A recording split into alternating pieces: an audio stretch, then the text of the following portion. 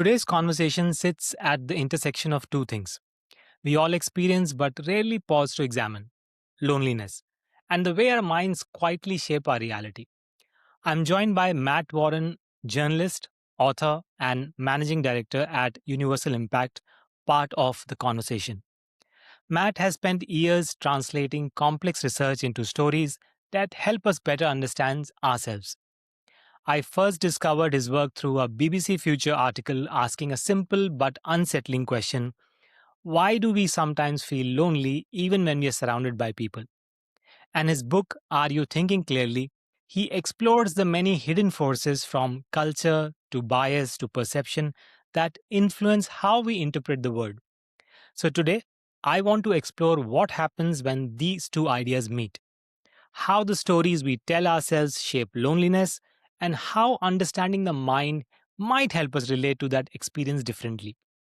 Matt, firstly, thank you so much for taking the time out. You're very welcome. It's great to be here.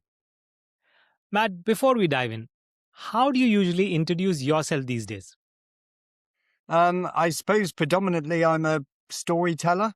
I tell stories myself, but I also help other people tell their stories. At the moment, I've been at The Conversation for about 10 years or so. And for those that don't know, that's a global media platform that specializes in helping researchers communicate their research in an accessible, entertaining way to the general public. So I work with academics, researchers around the world, and help them talk about their ideas clearly. But also in the background, I'm thinking about what stories I could tell. So as you said, I wrote a book with my co-author, Miriam Frankel, on all the different factors that pull our strings and manipulate the way we think. Matt, I wanted to ask you, while working on that piece on loneliness, was there an insight that personally shifted how you interpret your own moments of loneliness? Of course, yes. Maybe I should start with a confession, which is that my name is Matt Warren and I get lonely. Sometimes I get very lonely. And I think it's safe to say we all do.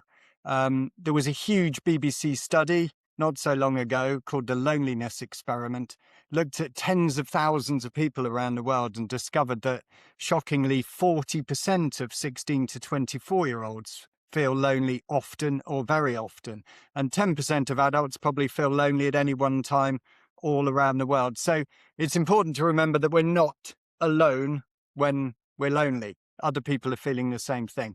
But it's a very, many people would argue it's quite a fuzzy concept. It's quite hard to pin down. It's very related to individual circumstances and experiences. Of course, some people may have very deep-seated loneliness that goes on for a very long time, and that may be driven by social factors. Maybe it's disability or poverty or just being in a different environment. And these structural things we should all as a society try and address.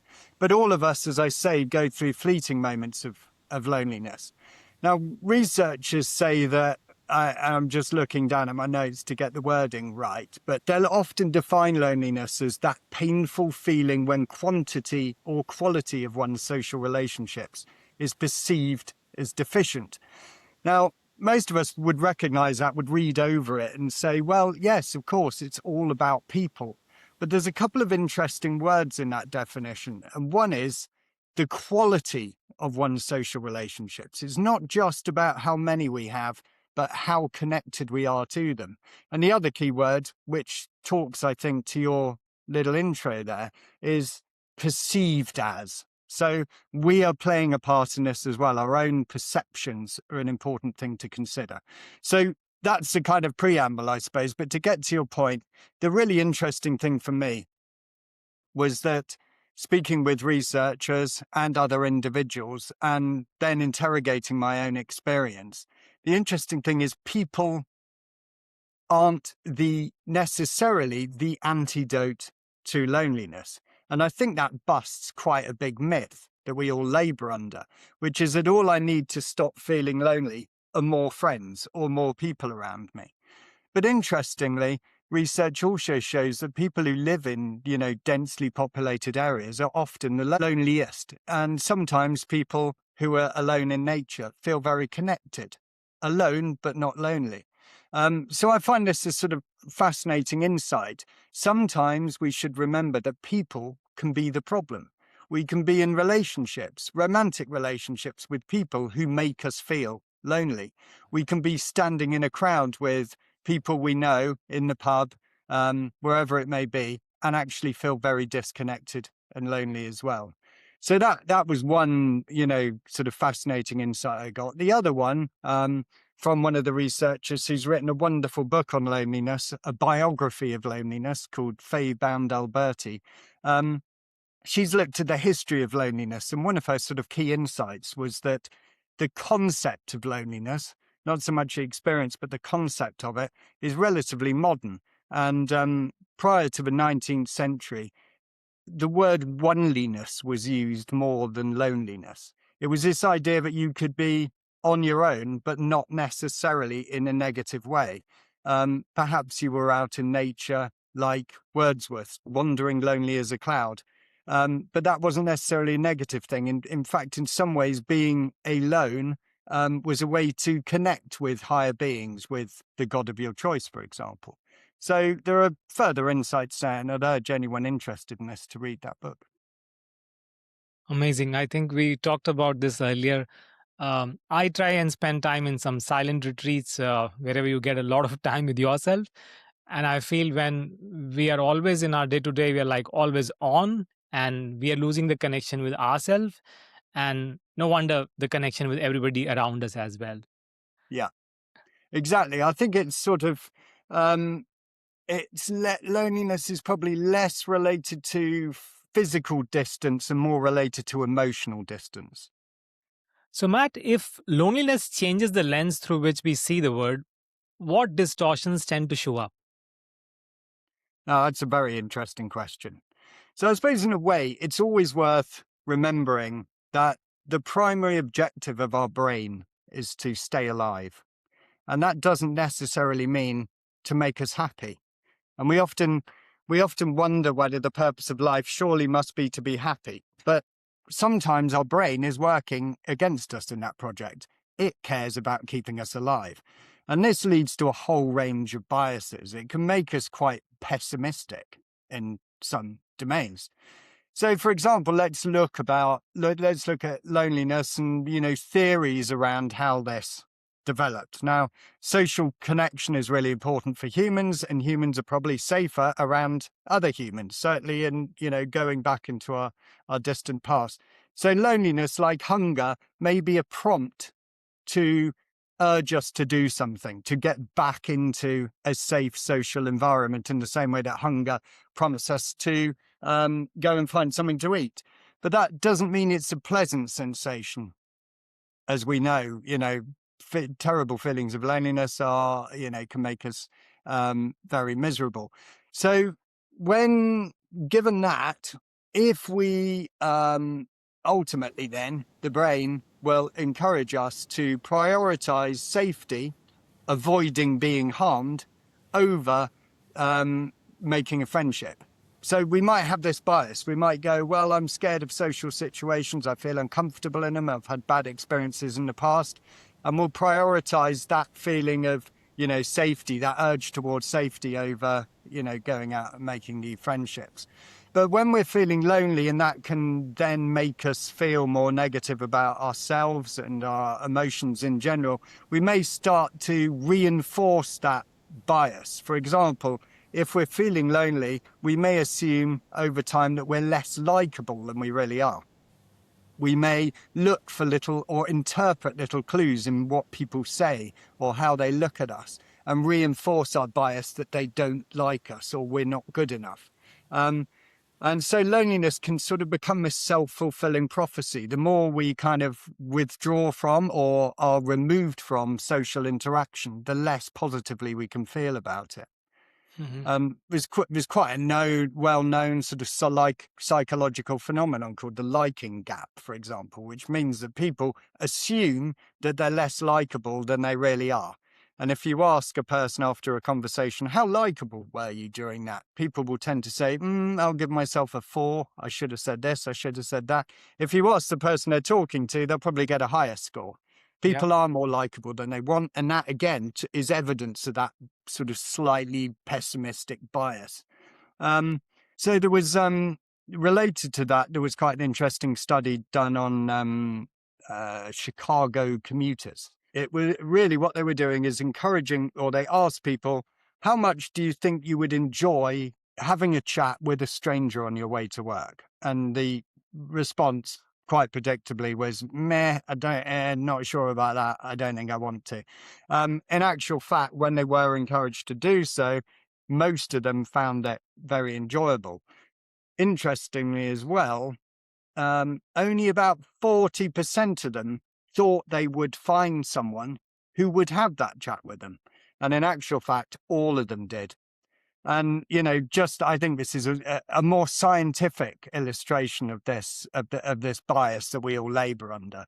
And I do find that, it is difficult to change. It is difficult to change our mindsets. But if we become aware of these, these factors that are, that are manipulating us, it becomes a bit easier to understand how we're interpreting them and perhaps change the way we think for the better.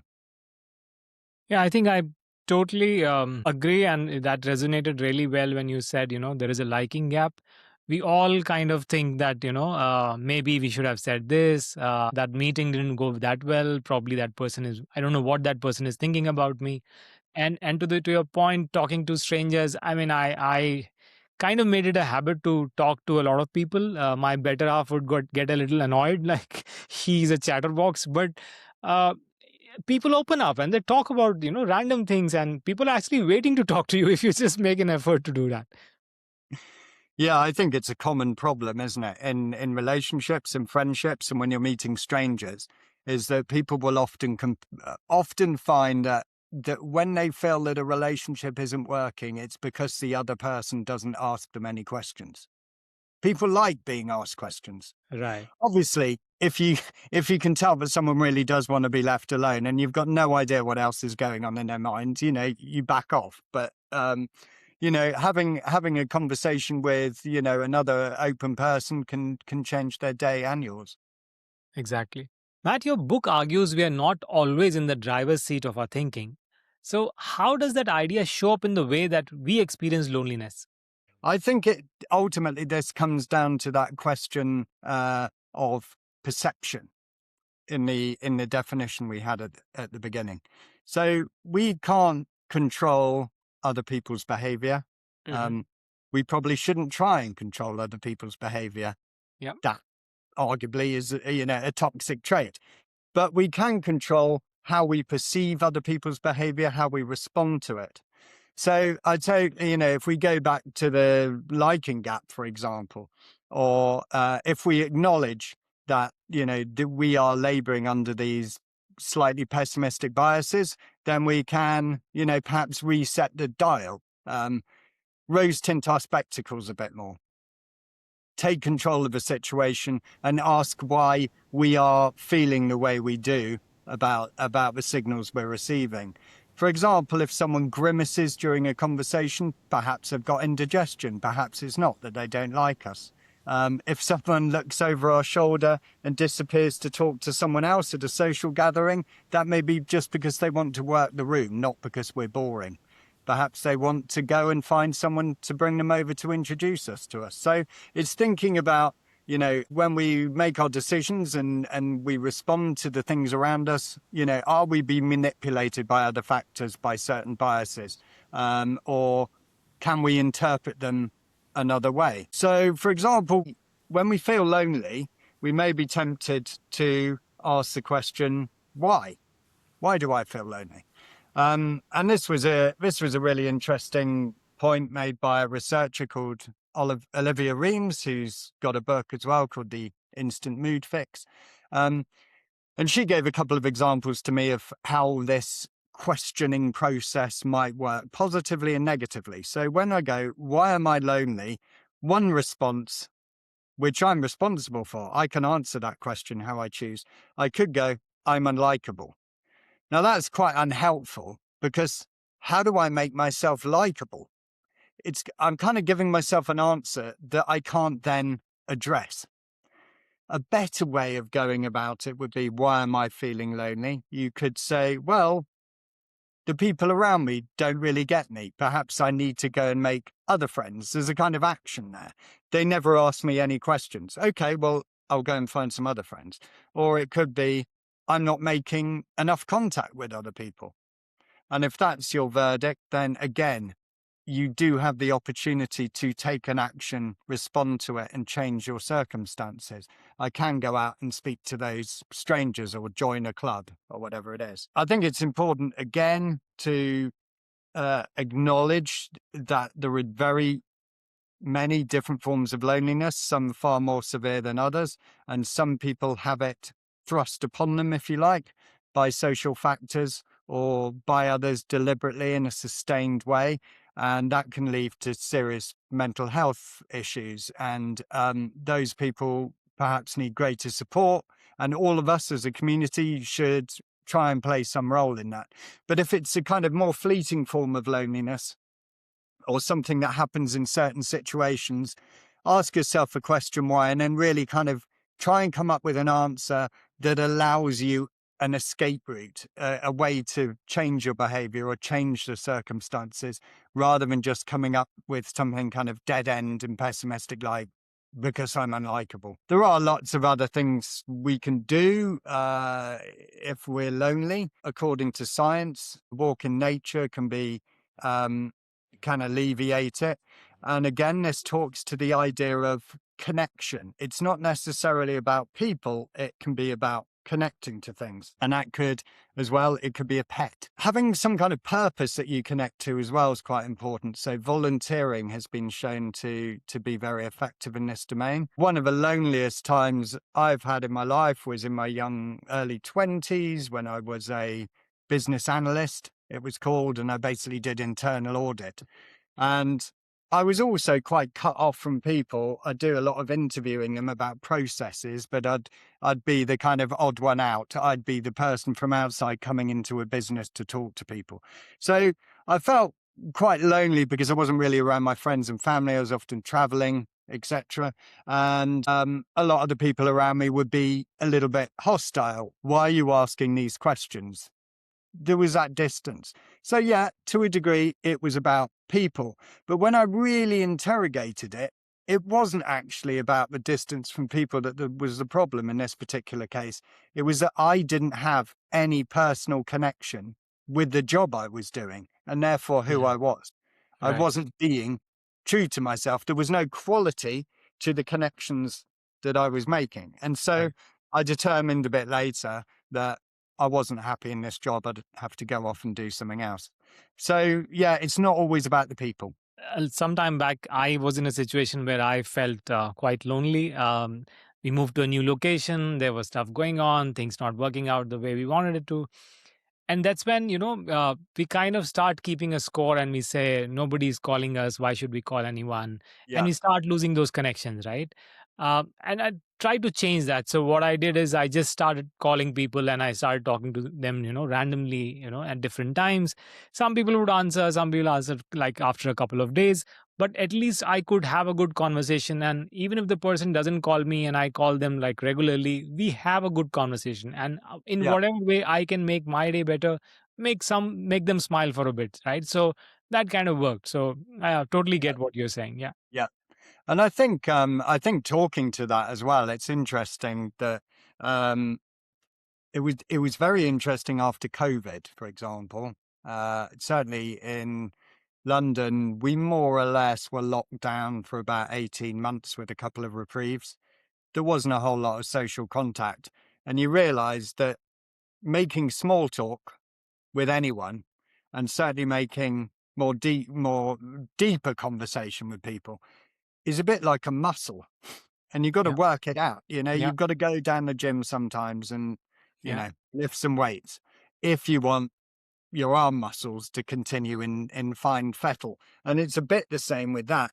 And if you start assuming that no one wants to talk to you, or that you're not good enough to talk to people, and you do withdraw, then you're not exercising that muscle. And so you will find social interaction more daunting and more difficult over time.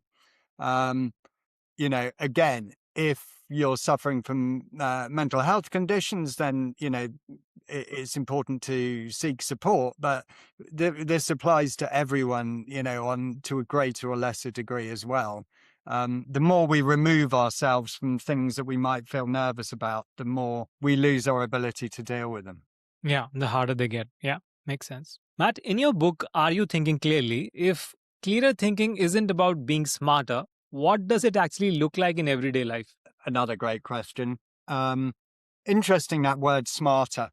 I think at the moment we're probably globally fetishizing the idea that IQ is all. To be smart, it's all about your IQ. I've got an IQ of 140. I know how to do everything. I think this is a bit of a fallacy. In fact, a brilliant science writer called David Robson wrote a book about this, or related to this, called The Intelligence Trap. Um, this idea that if we're intelligent, we can deal with everything, it doesn't really play out in real life. I would argue that the key to being smart, and to think clearly is to be critical. Um, I don't mean to nag people. I mean to challenge at least in your own mind, what they're saying, but critically also what you are saying and what you are doing yourself. Um, what factors are manipulating how I feel, what my beliefs are, what I'm doing, how I'm making decisions? Because a whole lot of things can. Let's take something as simple as hunger. Hunger can change the way we make decisions, and I don't think anyone who has experienced hunger would argue with that. Um, if you're, it can ruin a perfectly good holiday. You've had a great day at the beach, you're with a partner. Let's go for a stroll along the promenade and perhaps find somewhere to eat. But it gets to 7 o'clock, it gets to 8 o'clock. Your partner perhaps insists on reading all the Google reviews before you choose where you eat. You're then on Time Out or whatever the local publication is doing the same. You're trying to get a reservation. Before you know it, you're having a screaming row in the middle of a perfect day. And that is just one very obvious example of how, Yeah.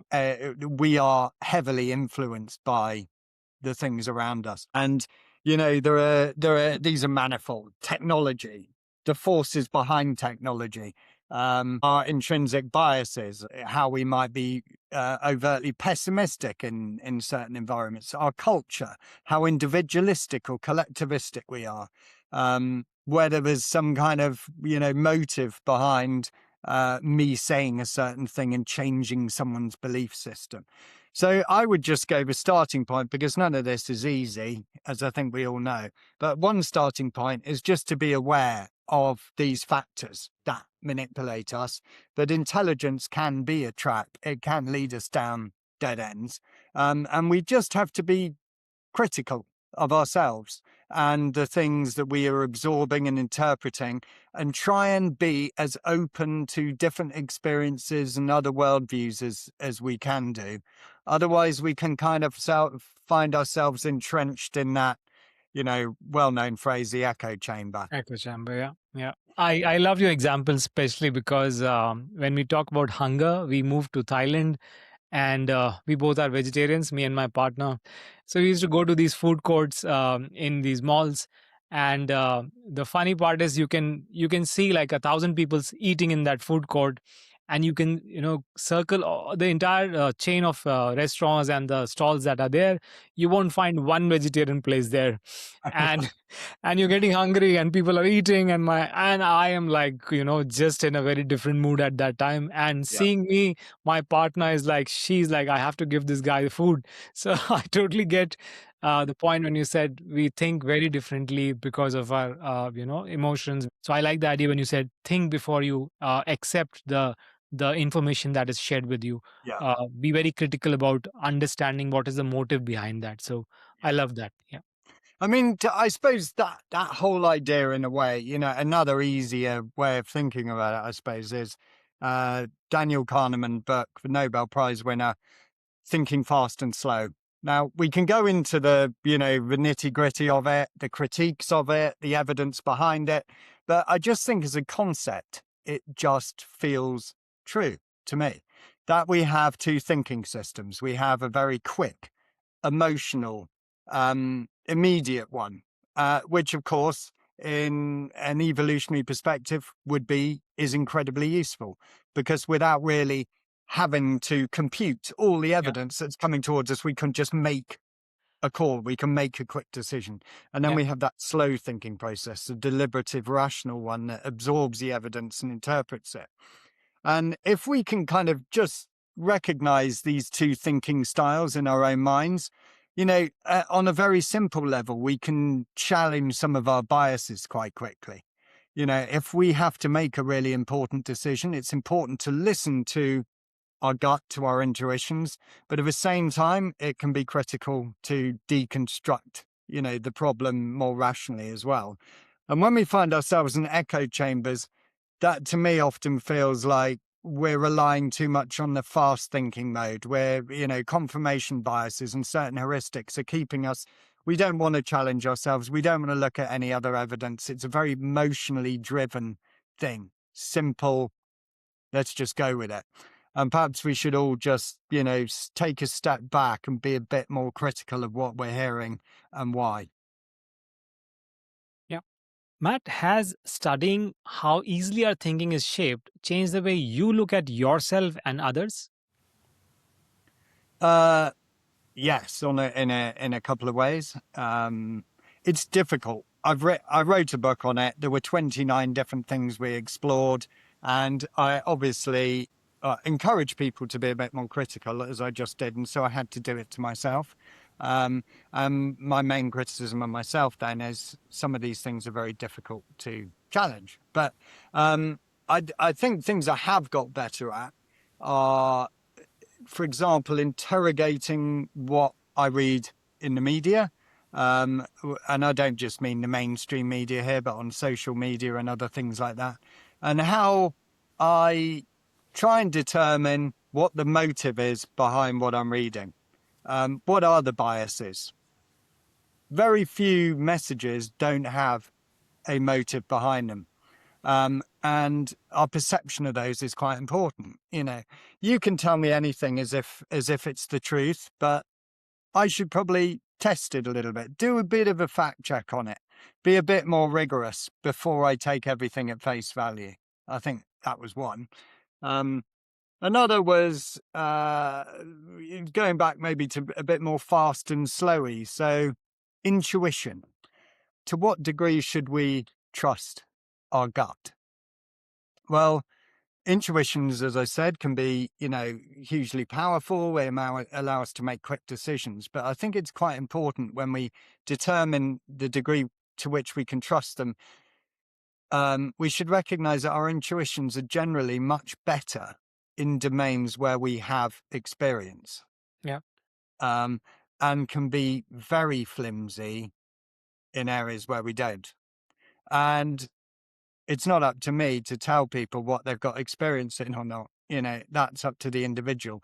But if you're one of these people who goes, I love to go with my gut, and then you're suddenly in a domain where you don't really know what you're doing in general, you don't have the data points to make those quick decisions in the background, then, you probably need to be a bit more deliberative. We used to do a lot of paragliding, which is, a form of free flight. It looks like a parachute, but it's really a wing and it flies. And you can go great distances on them. Some people go 300, 400 kilometers just using the power of the sun, really. Brilliant sport, very, very complicated, because it relies so much on understanding the meteorology, individual weather conditions and the topography of the landscape and things like that. So this was a place where I was always wondering where quick decision making was very important. To what degree can I trust my intuitions? And obviously the consequences could be quite serious. And I determined there were certain bits of paragliding where I could allow myself to be much more intuitive, where I knew the landscape in England, for example, on flat land flying, fine. But when I was in the mountains where I flew much less frequently, I had to slow it right down. I had to be far more careful.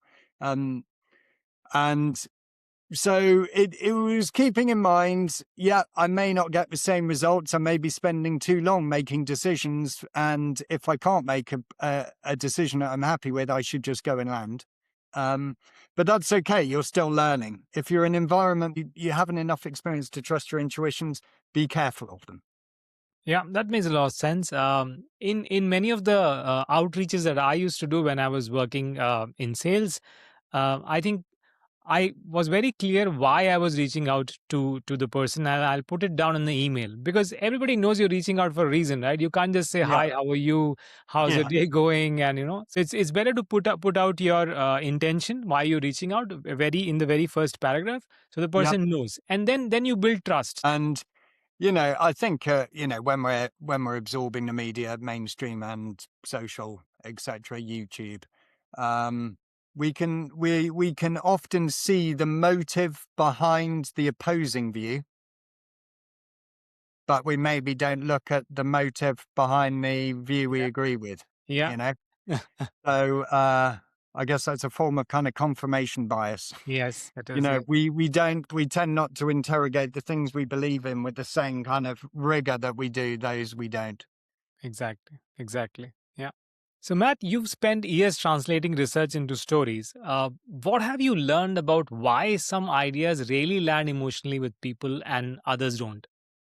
Great question. Let's distill this down. I could probably talk forever on this, but lesson number one, probably the critical one, is that whenever you are communicating with someone, the one question that you can guarantee is in their mind is, why should I care?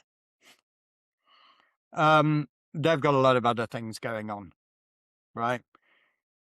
If you can take research and answer that question for them, Hmm. then you're winning, you know, Yeah. and you probably don't have long to answer that question.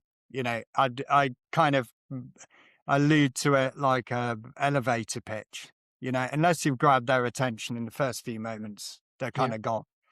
So how does this look like in the real world? Well, I wouldn't say it's what a common mistake, I suppose, when doing um, media communication among researchers is they explain what the research is. That's their go-to. The critical bit that's missing, and this is actually substantiated by research done at Cambridge University. So it doesn't just relate to the general public, but government. If you're trying to communicate your research to government or whoever it is, you can't just tell them what your research is. You have to explain to them how your research can answer, address, provide clarification on a question or an issue that means something to them, that matters. It's got to be about this is how it relates to you. And that might not even be in the original research paper, of course. A great pitch came in about these little animals that were causing degradation of the Tibetan plateau, for Hmm. example. Hmm. And when I said, "What are these animals?" they said, "Well, they're pikas." And I went, "What's a pika?" I have no idea what a pika is. It turns out it's a little rodent type, rabbit-like animal. Um, and I'm like, okay, but I just can't picture it in my head. They don't live here. You know, they're not. If you say a rabbit to most people, I'd imagine they know what it is, or a rat, or a Yeah. snake. A Yeah. pika seems pretty niche. So I said, "Is there any other way we can talk about it?" And they went, "Yeah, it's the animal that inspired Pikachu from Pokemon." And then you go, okay, this is how you get the world excited about this Right. topic. Is Right. like, this is what the animal that inspired Pikachu is really up to, you know? Yeah. And is Yeah. it causing this environmental crisis? And then suddenly there's a connection with what is happening in people's everyday lives. Uh, in my work, when I'm creating these courses or writing these stories for my newsletter, I always have to think in terms of whether this will resonate with the person or not. So if the person listening or watching can actually see that piece in his own life, and second, because of the attention span that you talked about, first I have to keep it very short, and second, can they actually implement it? If I'm giving them a framework, can they actually use it? If not, then there is no point giving them an academic thing which they will never apply in their whole life. Yeah. I think that is a critical point. Yeah. Is you can explain how it relates to their everyday lives, but how can they take this away and use it as a little hack, a life hack? How can I change things? And again, that is members of a general public or it is a government official. How can I? Okay, it's all very well going, I need to change a policy or change a law, but how? How do I just enact this and make people happier? What is the end result? You know? So yeah, I think that's a great example of it as well. How do you translate this into something usable, a tool? So, Matt, we talked about loneliness at the very beginning. We talked about, how do we think about loneliness? Being around people doesn't mean that you're not lonely. You talked about connection. We also talked about the likability part of things, how we think that we are not likable. You also talked about your book where you said, we have our biases, our conditioning, and they make us think in certain fashion. If someone listening notices a moment of loneliness this week, what's a gentler way they might choose to interpret it? I'm thinking about another researcher I spoke to called Sam Carr. He's interesting because he spoke to loads of different people about their experiences of loneliness and sort of really brought it to life. And what he said was that, to paraphrase, perhaps badly, but things fall apart, things change, things end. This is inevitable part of life on our experience, and that might be a death or a relationship or us having to move somewhere else or choosing to move somewhere else. And in that moment of loss or change, we may well end up feeling lonely. Something we had, something we were connected to is now gone. Um, but there's also an opportunity there in a way, which is like this is our cue to go and find something new to connect to. An alternative future, an alternative path for us. But to get to that destination often involves crossing a kind of emotional desert. We're a lone traveler crossing a hostile environment. But rather than just seeing ourselves as, victims of this, we can look to the destination and consider ourselves a traveler instead. It's a different way of perceiving that moment. And again, I know we've got quite a few disclaimers in here already, but, we are talking about this transient form of loneliness, not someone who, is forced to live Yeah. alone. But yeah, to see ourselves as not necessarily just cut loose and left to live in the desert on our own, but someone who's crossing it and heading to a whole new destination and all the exciting things that might lead to. Yeah.